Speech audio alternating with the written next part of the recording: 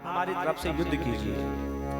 तो राजा मुचकुंद उनकी तरफ से युद्ध करते हैं और जब युद्ध करते करते कई वर्षों के बाद देवताओं को सेनापति के रूप में भगवान शंकर के पुत्र स्वामी कार्तिकेय जी मिलते हैं। बोलो कार्तिक स्वामी भगवान की जय। जैसे कार्तिक स्वामी आए तो देवताओं ने कहा, हे राजन, अब हमें सेनापति के रूप में स्वामी कार्तिक जी मिल गए हैं, अब आप विश्राम कीजिए। आपने हमारे लिए बहुत कष्ट उठाया है, मांगो हमसे क्या वरदान चाहिए। जो मांगोगे हम देंगे, केवल हम मोक्ष नहीं दे सकते, मोक्ष देने का कार्य भगवान विष्णु का है, बाकी जो चाहिए तुम्हें बोलो।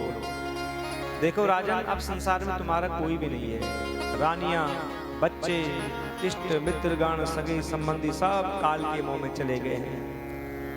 जब राजा ने सुना कि जब परिवार ही नहीं रहा तो हम भी क्या करें, कहा कि मुझे नींद चाहिए, मैं सोना चाहता हूं, मुझे नींद दीजिए। और नींद के साथ ऐसा भी वरदान देना कि जो कोई मेरी नींद में व्यवधान उत्पन्न करे, दृष्टि पड़ते ही जल करके भस्म हो जाए। देवताओं ने कहा ठीक है, तुमको वरदान दे दिया। तो उन्हीं देवताओं के वरदान से राजा मुचकुंद की दृष्टि में ऐसी शक्ति थी कि आज काल यवन जैसा वीर जल करके भस्म हो गया। उसी समय भगवान श्री कृष्ण राजा मुचकुंद के सामने आते हैं। राजा मुचकुंद ने देखा कि इतना सुंदर ये कौन होंगे, इतने कोमल पांव हैं, घुंघराले बाल, पीतांबर है। तो राजा मुचकुंद बड़े प्रेम से पूछते हैं, ओ भवानी संप्राप्तो विपिने गिरिगंवरे पदभ्यां पद्मपलासाभ्यां विचरस्तुरकंटके।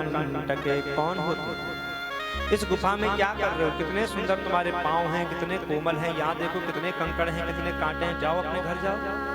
कहां से आए हो तुम, कौन हो तुम, मुचकुंद पूछ रहे हैं भगवान से। तो भगवान श्री कृष्ण कहते हैं कि हे प्रिय मुचकुंद, सुनो, मेरे हजारों जन्म हैं, कर्म हैं, नाम हैं। ब्रह्मा जी ने हमसे कहा कि धर्म की स्थापना के लिए जाओ, दुष्टों का संहार करने के लिए जाओ, तो हम यदुवंश में आए हैं। ये काल यवन था जिस पर तुम्हारी दृष्टि पड़ी, ये जल करके भस्म हो गया। राजा मुचकुंद को गर्गाचार्य जी के कथन याद आ गए कि एक दिन गर्गाचार्य जी ने मुझसे कहा था कि भगवान आएंगे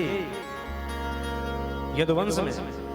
जैसे ही सुना कि भगवान मेरे सामने है तो तुरंत चरणों में गिर पड़ते हैं राजा मुचकुंद, बड़े प्रेम से स्तुति करते हैं भगवान को देखकर, बड़े प्रेम से भगवान की स्तुति करते हैं। विमोहितो यं जनैः समायया त्वदीयया त्वां न भजन्ति नरकदे सुखाय दुःखा प्रभवेषु सज्जते गृहेषु योऽसि पुरुषस्य वंचिता। हे प्रभु,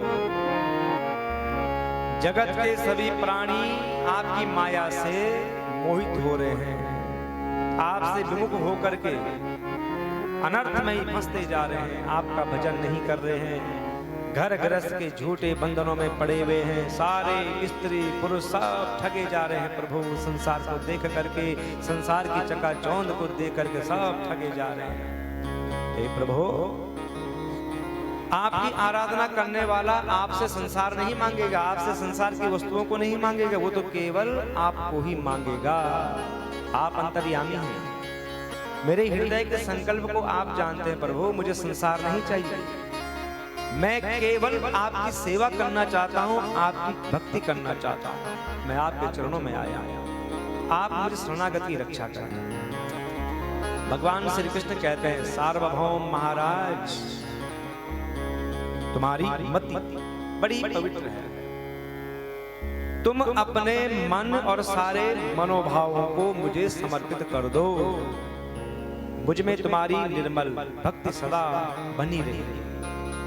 हे राजन सुनो, क्षत्रिय धर्म का पालन करते हुए तुमने बहुत सारे पशुओं का वध किया है, तो अब ऐसा करो, मेरी भक्ति के द्वारा उनका जो पश्चाताप करो, मेरी उपासना करो, जिसके द्वारा तुम पवित्र हो जाओगे, तुम्हारे सारे दोष मुक्त हो जाएंगे।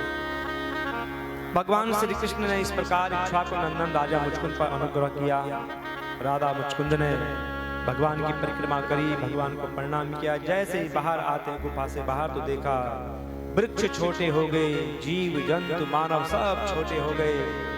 समझ गए कि कलयुग आ गया है और सीधे कहां चले जाते हैं, बद्रिकाश्रम बद्र विशाल में। बोलो बद्र विशाल भगवान की जय।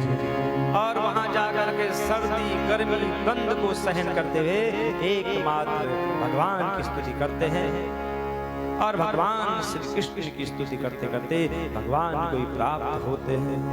पवन मंद सुगंध सी